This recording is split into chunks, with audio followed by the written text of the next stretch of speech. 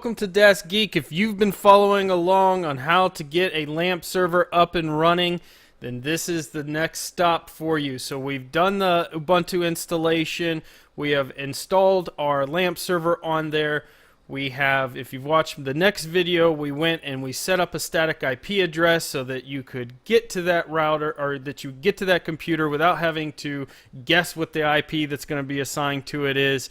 And also so that you can, when you're doing this next step, you can assign it so that it permanently will send your users by port forwarding over to that web server when they type in either your address or your IP address. So port forwarding is done through the router.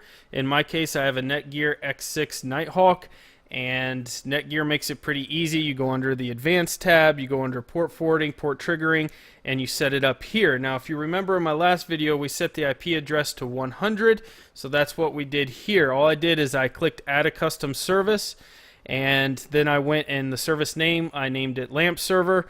I had the external start port at 8080. I unchecked the box that says use the same port, 8080, for internal and external, and so that allowed me to put the internal start port at 80 and then the IP address of my server here.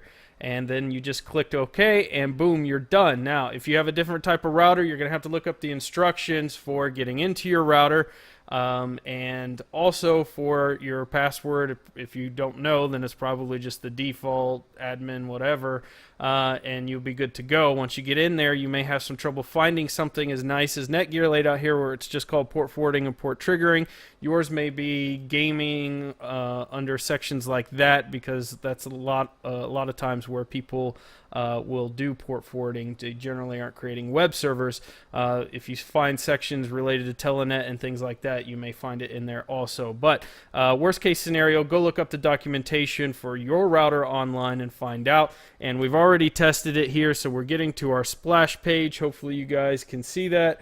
There you go. So we are all set up. I forwarded the port. This is not on my Wi-Fi. This is on cellular network. It goes right to my server now.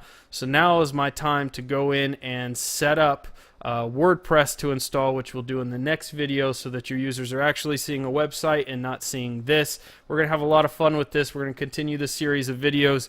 Until next time.